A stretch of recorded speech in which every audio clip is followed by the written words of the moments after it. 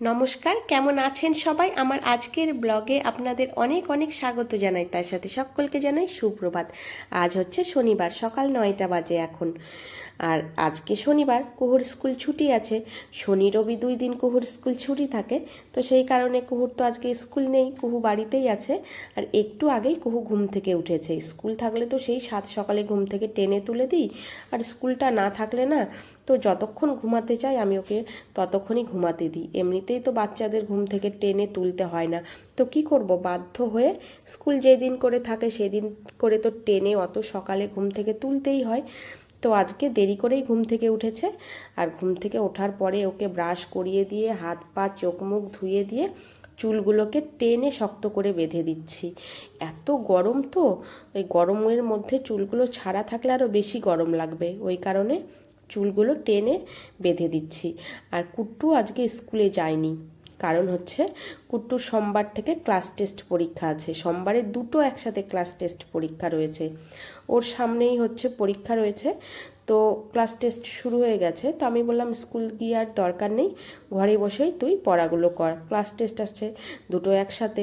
আর এদিকে সকালে আজকে জলখাবারে হয়েছে পরোটা। এই পরোটা আমি ভাজিনি, ভেজেছে মাসি। পরোটা হয়েছে, আলু ভাজা হয়েছে, আর হচ্ছে সুজি। কুট্টুই বলেছিল, মা আজকে একটু পরোটা করো তো। আর এই বাটিতে আলু ভাজা দেখছেন একটুখানি রয়েছে, বাকিটুকু সব কুট্টু নিয়ে চলে গেছে। এই যে দেখুন, আর একটুখানি যে বাটিতে সিমাই দেখলেন, সেটা কালকে রাত্রিবেলার। আর সুজিটুকু হয়েছে কুট্টুর বাবার। আর দেখেছেন কুট্টু, বললাম যে সবটুকু আলু ভাজা নিয়ে চলে এসছে, তো সবটুকু আলু ভাজা নিয়েও চলে এসছে। আর আমি না সকালবেলা পরোটা নিয়ে বসিনি, আলু ভাজাটুকু যে ছিল সেই আলু ভাজাটুকু নিয়ে আমি মুড়ি খেতে বসেছি। আমার আলু ভাজা দিয়ে মুড়ি খেতে দুর্দান্ত লাগে। আর আলু ভাজাতে ছিল দুটো লঙ্কা, কাঁচা লঙ্কা। সেই কাঁচা লঙ্কা দুটো না আমি নিয়েছিলাম, এক বুক সাহস নিয়ে ভেবেছিলাম কাঁচা লঙ্কা দুটো দিয়ে মুড়ি খাবো। তারপরে ভাবছি না, এই সকালবেলা যদি ঝাল খাই আর মুখের ভেতরে যদি জ্বালা করতে শুরু করে, ও মনে হবে যেন সারাদিন আমার মুখ জ্বালা করছে, বুক জ্বালা করছে, তো দরকার নেই। ওই কারণে লঙ্কা দুটো আর খেলাম না। তারপরে সকালে খাওয়া দাওয়ার পরেই রান্না বান্না শুরু হয়ে গেছে। এটা হচ্ছে মূলোর শাক ভাজা হচ্ছে, আর এখানে ভাত বসে গেছে। আর তারপরে রান্না হচ্ছে সয়াবিনের আলুর তরকারি। সয়াবিন দিয়ে আলু দিয়ে এইখানে তরকারি হচ্ছে। আর হবে হচ্ছে টমেটোর চাটনি। এখানে টমেটো কুচি কুচি করে কাটা হয়েছে, এটা মাসি কেটেছে টমেটোগুলো, তো এই কুচি কুচি করে কাটা হচ্ছে। সয়াবিনটা আমি করেছি। আর হচ্ছে এই ডাল, চাটনি, এগুলো সবই মাসি করেছে। আর এখানে রয়েছে ভাত। রান্না মোটামুটি শেষ। এখানে হচ্ছে মোটামুটি কি, পুরো রান্নাই শেষ হয়ে গেছে। ভাতে একটা ওল সেদ্ধ দেওয়া ছিল। এখানে এই যে দেখুন সয়াবিন আলুর তরকারি রয়েছে, আর রয়েছে হচ্ছে মূলো শাক ভাজা, চাটনি, তারপরে রয়েছে এখানে হচ্ছে সজনে ডাঁটা, আলু, কচু দিয়ে খুব অল্প পরিমাণে একটু তরকারি রয়েছে। এখানে রয়েছে বেগুন ভাজা।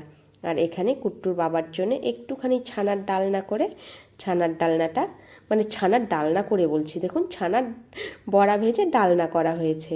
আর এই ডাল তো আপনাদের আগেই দেখিয়েছিলাম, মসুর ডাল। এই যে এখানে মসুর ডাল রয়েছে। আর আজ তো শনিবার, ভাদ্র মাসের শনিবার, আমরা সবাই জানি বাট ঠাকুরের পুজো হয় প্রত্যেক শনিবার করে। তো আমাদের বাড়ির পাশেই যে আমাদের আত্মীয় রয়েছে, মানে রিলেটিভ রয়েছে, তার বাড়িতে আজকে নারায়ণ পুজো আর বাট ঠাকুরের পুজো হয়েছে।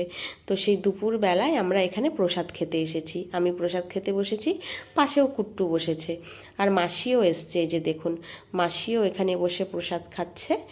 তারপরে খেয়ে দিয়ে আমরা বাড়ি যাব। আর এখন সন্ধে মোটামুটি এই 6টা, সাড়ে 6টা বাজে। শুভ সন্ধ্যা বন্ধুরা। আমি কুহুকে কোলে করে নিয়ে আমাদের স্কুল মাঠে যাচ্ছি, কারণ ওইখানেও আজকে আমাদের পাড়ার বার পুজোটা রয়েছে। আর তার সাথে আপনাদের দেখাবো আমাদের দুর্গা মন্দির আর দুর্গা প্রতিমা, যেটা আপনাদের প্রত্যেক বছর না, দেখুন আবার ভুল বলছি, মানে গত বছর আপনাদের রোজ দেখিয়েছি এই মন্দিরটা। আর দুর্গা ঠাকুর যখন তৈরি হয় তখন আপনাদের রোজ দেখিয়েছি, তবে আজকে এই ব্লগে প্রথম দেখালাম। গত বছর যেমন রোজ দেখাতাম সেই বাঁশ বাঁধা থেকে, মানে প্রতিমা, মানে শুরু হচ্ছে তৈরি করা মাটি দিয়ে, সেই মুহূর্ত থেকে আপনাদের দেখানো শুরু করেছি। তবে এবারে এত দিন পরে আপনাদের সাথে সেটা শেয়ার করলাম। আমাদের পাড়ার দুর্গা ঠাকুরটা মোটামুটি কিন্তু বানানো প্রায় কমপ্লিট। এখন শুধু রং পক করা, শাড়ি পরানো এগুলোই বাকি রয়েছে। আর এইখানে হচ্ছে পুজোটা প্রায় 7:30 8টার সময় শুরু হয়েছে। আমি একবার তখন এসছি, আসার পরে আবার আমি শাড়ি পরে কুহুকে নিয়ে আবার গেছিলাম। আর এখন দেখুন পাড়ার সমস্ত মানুষ এখানে এসে বসবে, সেই জন্যই এই ব্রেঞ্চগুলো পাতানো রয়েছে। যেহেতু এটা পাড়ার পুজো, অনেক ভিড় হয়। আর পাশেই রান্না হচ্ছে ভোগ, খিচুড়ি ভোগ রান্না হচ্ছে, ঘাটি রান্না হচ্ছে।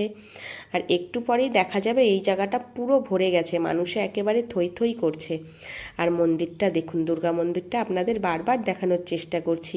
কি ভালো লাগে রাত্রিবেলায় দেখতে, রাত্রিবেলা না দিনের বেলাতেও দেখতে ভালো লাগে। আর এই যে দেখুন খিচুড়ি ভোগ আমাদের বাড়িতে চলে এসেছে। ভুনা খিচুড়ি হয়েছে, কাজু বাদাম, কিশমিশ, চিনে বাদাম সমস্ত দিয়ে ভুনা খিচুড়ি হয়েছে। এখানেও খিচুড়ি রয়েছে, একই খিচুড়ি। ওপরে যেহেতু ঘাটি দিয়েছিল তো তো দেখে মনে হচ্ছে তো মানে সবজি খিচুড়ি, আসলে তা না। আর খিচুড়িটা দুর্দান্ত খেতে হয়েছে। কুট্টুর ম্যামকে খেতে দিয়েছিলাম, কুট্টুর ম্যাম বললেন খুব ভালো হয়েছে খেতে। আর কুট্টুও খেয়েছে ছুটির পরে, তো কুট্টুও বলল মা খুব ভালো হয়েছে, যেমন খিচুড়িটা হয়েছে তেমন ঘাটি তরকারিটা হয়েছে। তো আমরাও এখন খাবো, কুট্টুর বাবা আমি একসাথে এখন খাবো। তবে চলুন আজকের মতো বিদায় নিচ্ছি। সবাই ভালো থাকবেন, সুস্থ থাকবেন। আমার ব্লগগুলো যদি আপনাদের ভালো লেগে থাকে তাহলে অবশ্যই সাবস্ক্রাইব করে দেবেন। ফেসবুক পেজটা থেকে দেখলে প্লিজ একটু ফলো করে দেবেন, লাইক শেয়ার কমেন্ট